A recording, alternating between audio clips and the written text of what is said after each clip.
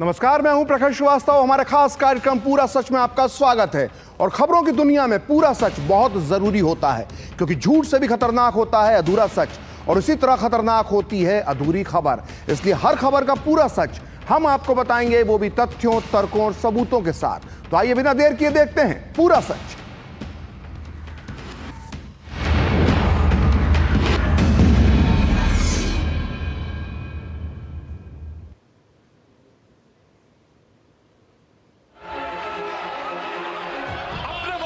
सदियों तक है रही हुकूमत गैरों की, लेकिन कुछ चेहरों पर अब तक धूल है उनके पैरों की। राहुल अपने फायदे के लिए मां भारती जैसे विराट अस्तित्व रखने वाले देश को बेच सकते हैं। ओसीसीआरपी का क्या काम है? भारत की पार्लियामेंट को कैसे बंधक बनाना, कैसे नहीं चलने देना। राहुल ही जॉर्ज है और जॉर्ज का एजेंडा ही राहुल का एजेंडा है। सभापति महोदय, मैंने 3 वर्षों का सीक्वेंस दिया है और जो सदन में बैठा हुआ हर व्यक्ति इसके साथ अपने साथ बिल्कुल साफ साफ उसे देख सकता है। मुझे आज एलओपी लीडर ऑफ अपोजिशन को देशद्रोही कहने में किसी प्रकार की कोई संकोच मुझे महसूस नहीं हो रहा।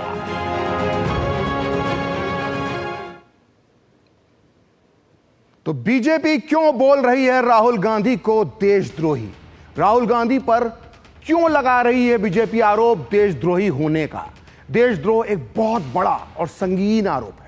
आखिर बीजेपी राहुल गांधी पर इतना बड़ा संगीन आरोप क्यों लगा रही है, किस आधार पर लगाई है?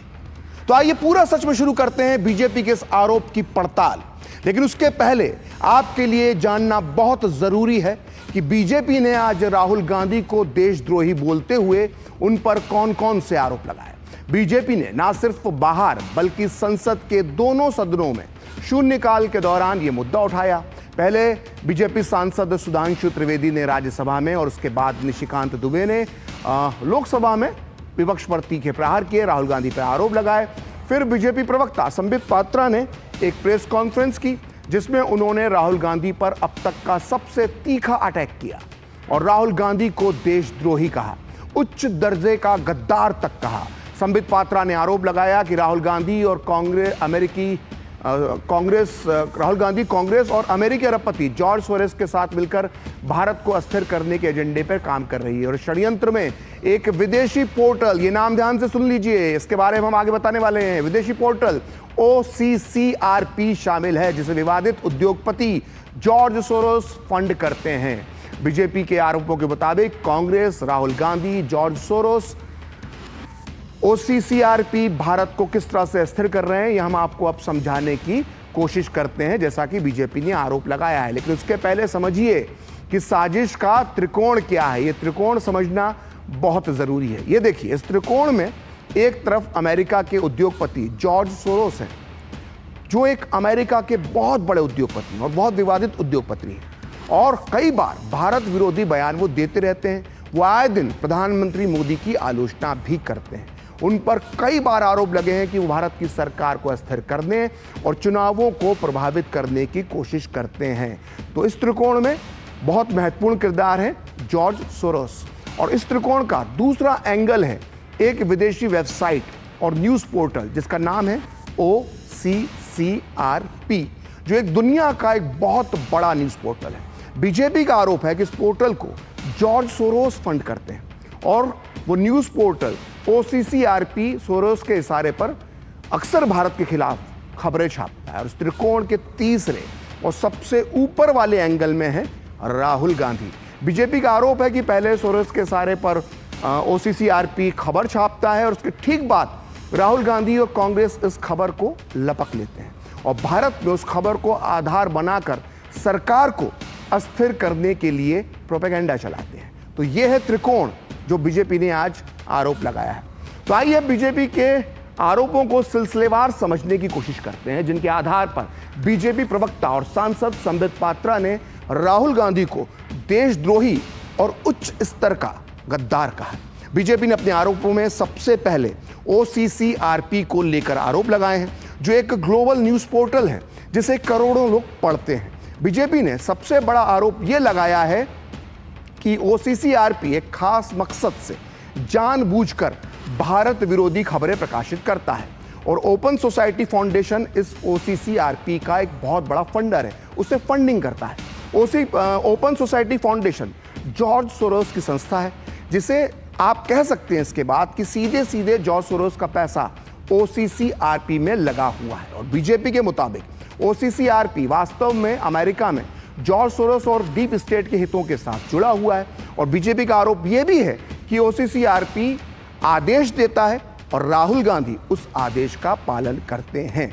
और बीजेपी ने यह भी आरोप लगाया है कि भारत विरोधी भावना रखने वाले लोग और जो ग्रुप है, जो गिरोह है भारत विरोधी भावना रखने वाला, वो राहुल गांधी से प्यार करता है। और बीजेपी के नेताओं ने आज बताया कि कैसे कांग्रेस और राहुल गांधी OCCRP द्वारा उठाए गए मुद्दों को आगे बढ़ाते हैं। मिसाल के तौर पर यह खबर है OCCRP की, जो 1 जुलाई 2021 को ये OCCRP ने प्रकाशित की थी। ये खबर यह थी कि ब्राजील ने भारत से कोवैक्सीन के लिए $324 बिलियन के सौदे से हाथ खींच लिया है। और ठीक 2 जुलाई को यह खबर छपती है, 1 जुलाई को और 2 जुलाई को अगले दिन कांग्रेस ने तुरंत इस लेख को मुद्दा बना लिया और सवाल उठाने शुरू कर दिए। खास बात यह है कि खबर जून में ही रिपोर्ट की जा चुकी थी, लेकिन कांग्रेस ने OCCRP के लेख के बाद ही प्रतिक्रिया दी। अब बीजेपी ने पूछा है कि OCCRP और कांग्रेस के बीच क्या कनेक्शन। बीजेपी ने आगे अडानी मामले का जिक्र करते हुए कांग्रेस को घेरा। एक खबर और है OCCRP की, जिस वक्त मेरे पास है। बीजेपी का आरोप है कि अडानी के मामले में भी OCCRP और कांग्रेस ने मिलकर साजिश रची। OCCRP ने अपनी खबरों के माध्यम से अडानी समूह के खिलाफ हमले किए और कांग्रेस के साथ राहुल गांधी ने भी इस मुद्दे को उठाया और वो सवाल करने लगे। यानी ये जो न्यूज़ पोर्टल है OCCRP, उसने एजेंडा तय किया और राहुल गांधी ने उसका पालन किया। और बीजेपी का आरोप है कि पेगासस मामले में भी ऐसा ही किया गया था। 18 जुलाई 2021 की है OCCRP की रिपोर्ट। OCCRP ने ही पेगासस विवाद की शुरुआत की। 19 जुलाई से कांग्रेस ने इस मुद्दे को आगे बढ़ाने की अपनी सारी मशीनरी लगा दी और 26 अगस्त 2022 को हालांकि सुप्रीम कोर्ट ने इन दावों को झूठा करार देते हुए पेगासस के पास कोई सबूत नहीं है ऐसा आदेश दिया। तो बीजेपी ने राहुल गांधी पर अब तक का सबसे तीखा हमला बोला है। हालांकि कांग्रेस कह रही है कि राहुल गांधी जब भी अडानी को लेकर मुखर होते हैं तब बीजेपी उन्हें बदनाम करने की कोशिश करती है। तो आइए सुनते हैं बीजेपी का क्या कहना है और कांग्रेस का क्या कहना है। OCCRP को हानि होती है तो राहुल क्राइज, अगर राहुल रोते हैं तो OCCRP को दर्द होता है। ये 2 बदन हैं, आत्मा एक है। ये OCCRP और राहुल गांधी 2 बदन हैं, आत्मा एक है। वैसे तो बदन 2 और एक वाला विषय तो जॉर्ज सोरोस के साथ है, ऑर्गेनाइजेशन आत्मा है। जॉर्ज सोरोस और राहुल गांधी ये एक ही हैं। राहुल ही जॉर्ज है, राहुल ही जॉर्ज है और जॉर्ज का एजेंडा ही राहुल का एजेंडा है। जो सोरोस चाहता है वही राहुल चाहते हैं। सोरोस भारत का अमंगल चाहता है, अहित चाहता है। राहुल गांधी भी भारतवर्ष का अमंगल और अहित चाहते हैं। बीजेपी पचा नहीं पा रही और इसीलिए अब जब भी राहुल गांधी जी अडानी पर मुखर होते हैं तो भाजपा उनको बदनाम करने की कोशिश करती है। तो कहीं ये तो भाजपा की पुरानी खेल है, राहुल गांधी जी को बदनाम करना, ये तो पुराना उनका दाव है। देश समझ चुका है कि अडानी के विषय पर मोदी डरा हुआ है, मोदी सरकार डरी हुई है और जांच नहीं चाहती। तो आइए फिर से आते हैं साजिश के त्रिकोण पर, जिसे बीजेपी गद्दारी का त्रिकोण बोल रही है। हमने आपको पहले दिखाया था त्रिकोण, इसके 3 एंगल दिखाए थे, लेकिन अब हम आपको दिखाते हैं एक नया त्रिकोण। और ध्यान से देखिए इन दोनों त्रिकोणों को एक साथ। इसमें एक त्रिकोण के अंदर आपको एक और त्रिकोण नजर आ रहा होगा, यानी त्रिकोण के अंदर त्रिकोण। आइए अब त्रिकोण को डिकोड करते हैं, इन दोनों त्रिकोण को ध्यान से देखिए। बड़े त्रिकोण में 3 चेहरे हैं, एक है राहुल गांधी का, एक है अमेरिकी उद्योगपति और दुनिया की सबसे विवादित हस्तियों में से एक जॉर्ज सोरोस का, और तीसरा है OCCRP का है, जो एक न्यूज पोर्टल है। और बीजेपी के मुताबिक जॉर्ज सोरोस के पैसों पर यह पोर्टल चलता है। अब इस त्रिकोण का पूरा सस्तो हमने आपको पहले बता दिया, इनका लिंक।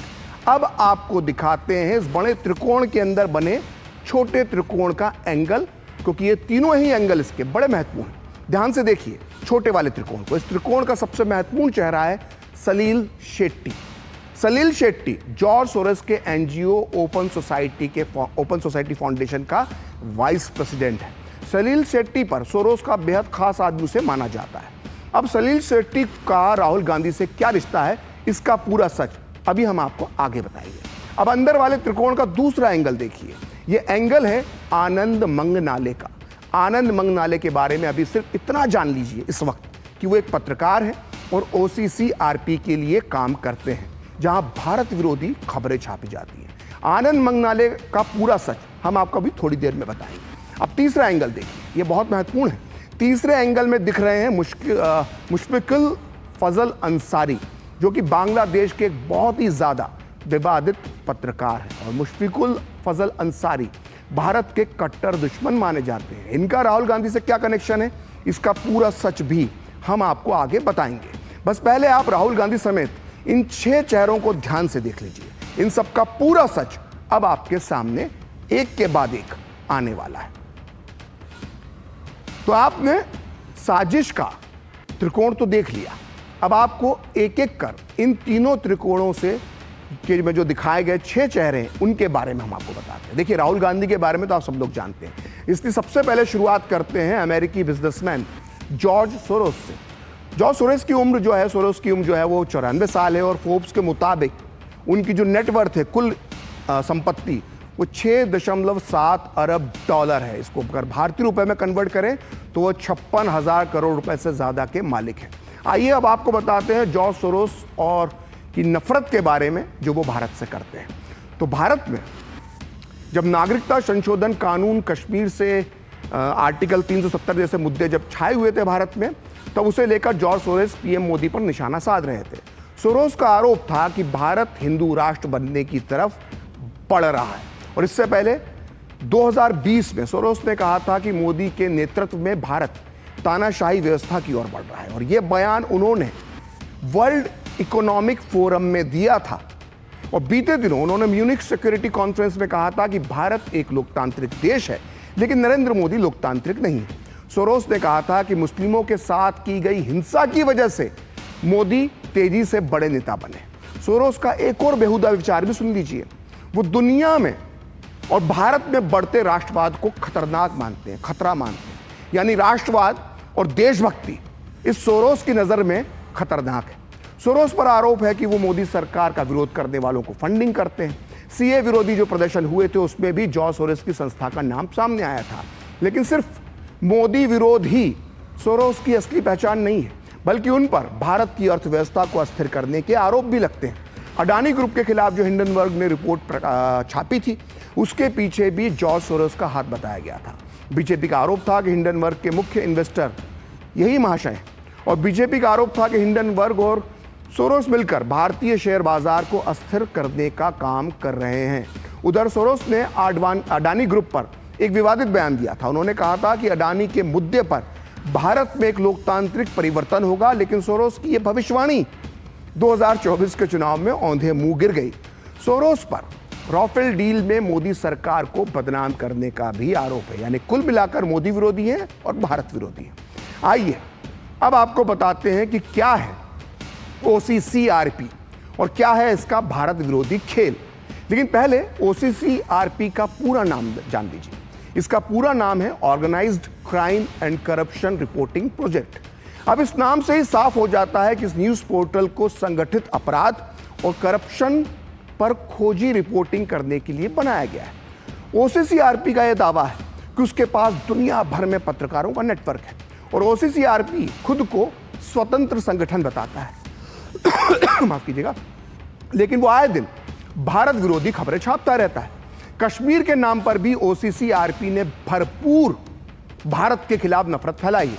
आप अपनी स्क्रीन पर देख सकते हैं कि तथाकथित न्यूज़ पोर्टल किस तरह से भारत विरोधी खबरें छापता है। हमने कुछ स्क्रीनशॉट्स लगाए हैं और इन स्क्रीनशॉट्स की संख्या और भी बढ़ सकती थी। ये खबरें न केवल भारत की सार्वभौमिकता के खिलाफ होती हैं, बल्कि इन खबरों का मकसद भारत की अर्थव्यवस्था को पटरी से उतारना भी होता है। OCCRP किसके पैसों पर चलता है, इसे लेकर भी इस पर गंभीर आरोप है। ओसीसीआरपी को अमेरिका की बाइडेन सरकार से भारी फंड मिलता है, ऐसा कहा जाता है। और फ्रेंच अखबार मीडिया पार्ट ने 3 दिन पहले 2 दिसंबर को एक खोजी आर्टिकल में ओसीसीआरपी की पोल खोली है। इस रिपोर्ट के मुताबिक ओसीसीआरपी और अमेरिकी एजेंसियों के बीच कोई साठगांठ है, और इस रिपोर्ट में बताया गया है कि ओसीसीआरपी अमेरिकी एजेंसियों के इशारे पर चलता है। फ्रांसीसी अखबार ने खुलासा किया है कि अमेरिकी सरकार ने ओसीसीआरपी को वेनेजुएला की सरकार के खिलाफ खबर छापने के लिए $1,70,000 दिए थे। और मीडिया पार्ट की रिपोर्ट के मुताबिक ओसीसीआरपी की फंडिंग का बड़ा हिस्सा ओपन सोसाइटी फाउंडेशन से आता है। Open society foundation George Soros का है। और आपको बता दें कि ओसीसीआरपी को करीब 70% फंड सोरोस से आता है। तो यह था ओसीसीआरपी का पूरा सच। आइए अब आपका परिचय करवाते हैं सलील शेट्टी से। सलील शेट्टी भारत विरोधी जॉर्ज सोरोस के बेहद करीबी माने जाते हैं। सलील शेट्टी जॉर्ज सोरोस के एनजीओ ओपन सोसाइटी फाउंडेशन के वाइस प्रेसिडेंट हैं। लेकिन पूरा सच तो यह है कि सलील शेट्टी के राहुल गांधी से भी तगड़े कनेक्शन है। वो राहुल गांधी की भारत जोड़ो यात्रा में शामिल हुए थे और राहुल और सलील की कई तस्वीरें एक साथ आई थी। जब हमने सलील शेट्टी का इतिहास खंगाला तो ये पाया कि ये इंसान मोदी सरकार के खिलाफ होने वाले किसी भी विरोध धरने प्रदर्शन में अक्सर शामिल रहता है। ये शाहीन बाग में भी मौजूद था, ये किसानों के आंदोलन सिंघू बॉर्डर में भी मौजूद था। सलील शेट्टी विदेशी चैनलों पर भी भारत विरोधी बयान देता रहता है। इसने एक बड़े अमेरिकी चैनल को दिए इंटरव्यू में कहा था कि भारत में लोकतंत्र विरोधी वायरस के लिए कोई टीका नहीं बना, कोई वैक्सीन नहीं बनी। 2020 में शाहीन बाग में सलील शेट्टी ने कहा था कि असली टुकड़े टुकड़े गैंग तो भारत की सरकार है। आइए सुनते हैं उस दिन सलील शेट्टी ने क्या कहा था।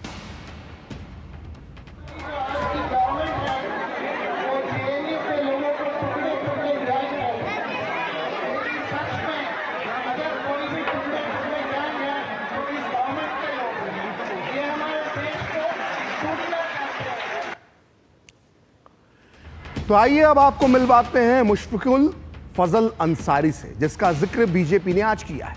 अंसारी एक बांग्लादेश का बहुत ही विवादित पत्रकार है और आए दिन भारत के खिलाफ जहर उगलता रहता है।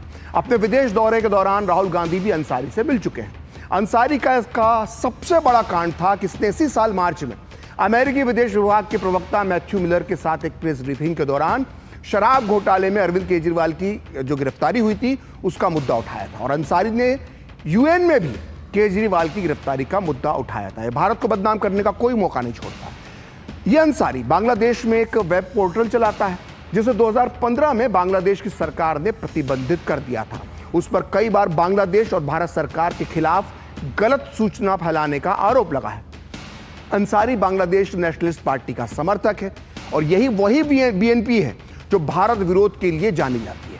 अब शेख हसीना के तख्ता पलट के बाद अंसारी की लॉटरी निकल गई है। ये वापस बांग्लादेश आ गया है और इसे अब बांग्लादेश के विदेश मंत्रालय में एक बड़ी जिम्मेदारी मिल गई है। तो ये थी अंसारी का पूरा सच। आइए अब आपको बताते हैं आनंद मंगनाले के बारे में। जी हां, आनंद मंगनाले, जिनका जिक्र आज बीजेपी नेताओं ने किया। दरअसल मंगनाले विवादित न्यूज पोर्टल ओसीसीआरपी से जुड़ा हुआ है। बीजेपी के मुताबिक मंगनाले पर आरोप है कि उसने दिल्ली दंगों को भड़काने के लिए शर्जिल इमाम को पैसे दिए थे और ये पैसे चीन से आए थे, ये आरोप है। और बीजेपी का आरोप है कि मंगनाले कांग्रेस से भी जुड़ा हुआ है। आइए सुनते हैं बीजेपी सांसद निशिकांत दुबे ने साजिश के त्रिकोण को लेकर नेता प्रतिपक्ष राहुल गांधी से कौन से 10 सवाल पूछे। कांग्रेस पार्टी के जो यहाँ लीडर ऑफ द अपोजिशन है उससे केवल 10 सवाल है कि ओपन सोसाइटी फाउंडेशन के सलील शेट्टी जो भारत जोड़ो आंदोलन में गए उनसे आपका क्या संबंध है। मुशर्रफुल हक फजल जो अमेरिका में जाके राहुल गांधी ने मुशर्रफुल फजल से मुलाकात की, जो आज बांग्लादेश का जीरो साइड का जिम्मेदार है। क्या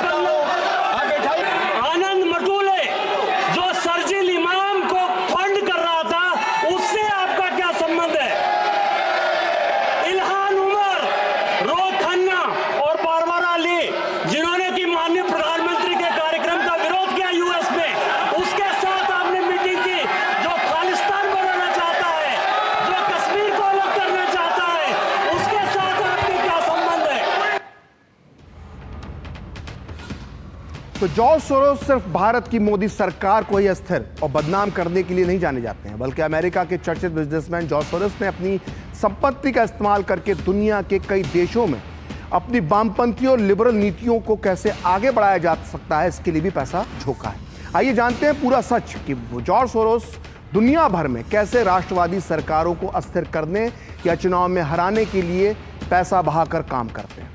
जॉर्ज सोरोस अमेरिका में डेमोक्रेटिक पार्टी को फंडिंग करते हैं। इस बार भी अमेरिकी चुनाव में जॉर्ज सोरोस ने अपने सारे संसाधन कमला हैरिस के लिए झोंक दिए थे और पानी की तरह पैसा बहाया था।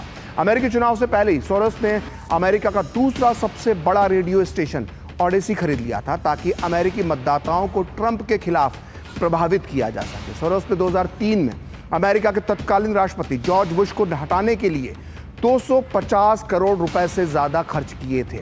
तब सोरोस ने कहा था कि बुश को सत्ता से हटाने वाले पर वो अपनी सारी संपत्ति लुटा देंगे। सोरोस की हरकतों की वजह से अमेरिका ही नहीं, आर्मेनिया, ऑस्ट्रेलिया, रूस, फिलीपींस में भी सोरोस ने अभियान चलाए हैं। और सोरोस पर आरोप है कि वो लगातार ऐसे मीडिया संस्थानों पर कब्जा करते हैं जो राष्ट्रवादी रुझान रखते हैं। पिछले साल सोरोस ने पोलैंड में चुनाव से पहले वहां की एक मीडिया कंपनी खरीद ली थी और इस मीडिया संस्थान ने पोलैंड में राष्ट्रवादी सरकार को गिराने में बाद में अहम रोल निभाया। और तुर्की के राष्ट्रपति अर्दोगान ने भी कहा है कि सोरोस यहूदी साजिश के केंद्र में है जो तुर्की को वापस बांटकर बर्बाद करना चाहता है। ब्रिटेन में सोरोस को एक ऐसे व्यक्ति के तौर पर जाना जाता है जिसने 1992 में बैंक ऑफ इंग्लैंड को बर्बाद कर दिया था।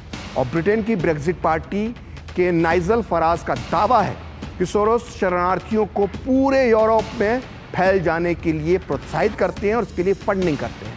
उनके मुताबिक सोरोस पूरी पश्चिमी दुनिया के लिए सबसे बड़ा खतरा है।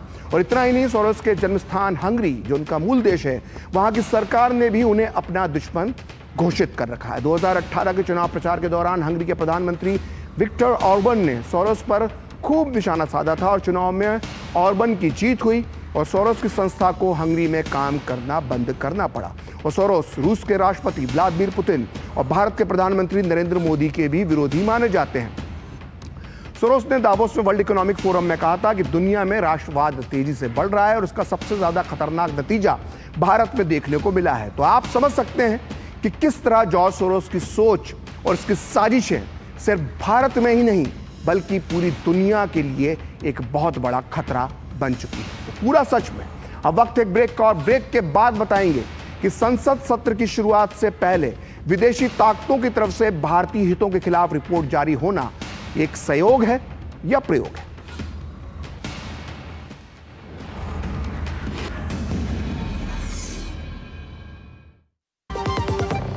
बढ़िया है, क्यों है? प्राकृतिक हल्दी, मिर्ची, धनिया नहीं, मिर्ची, धनिया, हल्दी, MDH। जिंदगी की हर छोटी बड़ी जरूरत के लिए आप जो सपने सजाते हैं, बस उसी उम्मीद को तो हम सहारा लगाते हैं। SIP आपकी सेविंग्स को आपकी खातिर काम पर लगाएगी।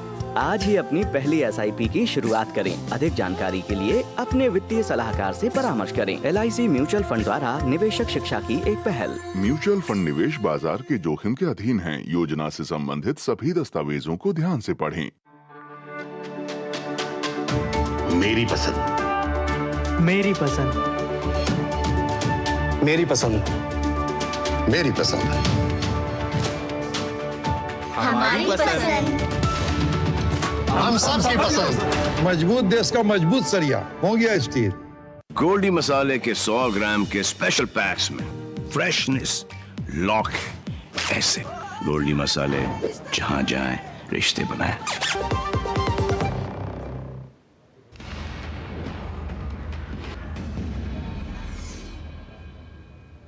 तो ब्रेक के बाद पूरा सच में आपका फिर से स्वागत है और अब हम आपको बताते हैं कि संसद सत्र की शुरुआत से पहले ही भारतीय हितों के खिलाफ रिपोर्ट जारी होना महज संयोग है या कोई प्रयोग। राज्यसभा में बीजेपी सांसद सुधांशु त्रिवेदी ने पिछले 3 साल के दौरान संसद सत्र शुरू होते ही या उसके ठीक पहले भारत के सामरिक, आर्थिक और सामाजिक हितों के खिलाफ जारी की गई रिपोर्ट्स का जिक्र करते हुए विपक्ष पर कई तरह के आरोप लगाए और खुली चर्चा की चुनौती दी। सदन सदन का ध्यान आकृष्ट करना चाहूंगा कि विगत 3 वर्षों से यह क्या एक संयोग है कि जिस समय भारत की संसद का सत्र चलता है, मैं सिर्फ एक संयोग बता रहा हूं, भारतीय फार्मर्स के बारे में रिपोर्ट आती है 3 फरवरी 2021, बजट सत्र है 29 जनवरी 2021।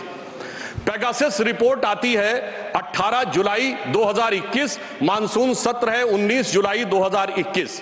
उसके बाद 31 जनवरी 2023 से भारत की संसद का बजट सत्र शुरू होता है और 24 जनवरी 2023 को हिंडनबर्ग रिपोर्ट आती है। जनवरी 2023 में भारत की संसद का सत्र शुरू होता है और 17 जनवरी 2023 को बीबीसी की डॉक्यूमेंट्री आती है, इंडिया द मोदी क्वेश्चन। और गंभीर महत्वपूर्ण बात है, 20 जुलाई 2023 को भारत की संसद का सत्र शुरू होता है और मणिपुर वायलेंस का वीडियो 19 जुलाई 2023 ठीक एक दिन पहले जारी होता है। पूरे सीक्वेंस में अगर हम चले तो महोदय मैं याद दिलाना चाहूंगा कि 10 मई 2024 को कोविड वैक्सीन के बारे में एक रिपोर्ट छपती है, जिस समय भारत का चुनाव प्रचार अपने पूर्ण उसके ऊपर था। फिर अभी वर्तमान सत्र हम बताना चाहते हैं कि मानसून सत्र 22 जुलाई से 9 अगस्त के बीच में शुरू होता है और 10 अगस्त को हिंडनबर्ग की रिपोर्ट आती है। वर्तमान सत्र 25 नवंबर से प्रारंभ होता है और 20 नवंबर को अमेरिकन कोर्ट के एक अटॉर्नी की रिपोर्ट आती है एक बिजनेस हाउस के संदर्भ में। सभापति महोदय, मैंने कोई घटना कोट नहीं की है, मैंने केवल एक रिपोर्ट कोट नहीं की है, मैंने 3 वर्षों का सीक्वेंस दिया है और जो सदन में बैठा हुआ हर व्यक्ति इसके साथ अपने साथ बिल्कुल साफ साफ उसे देख सकता है। तो आज पूरा सच में इतना ही। कल फिर होगी आपसे मुलाकात अपने इस खास कार्यक्रम पूरा सच में किसी और सियासी मुद्दे की पड़ताल के साथ। तो मुझे और मेरी पूरी टीम को दीजिए अनुमति। नमस्कार।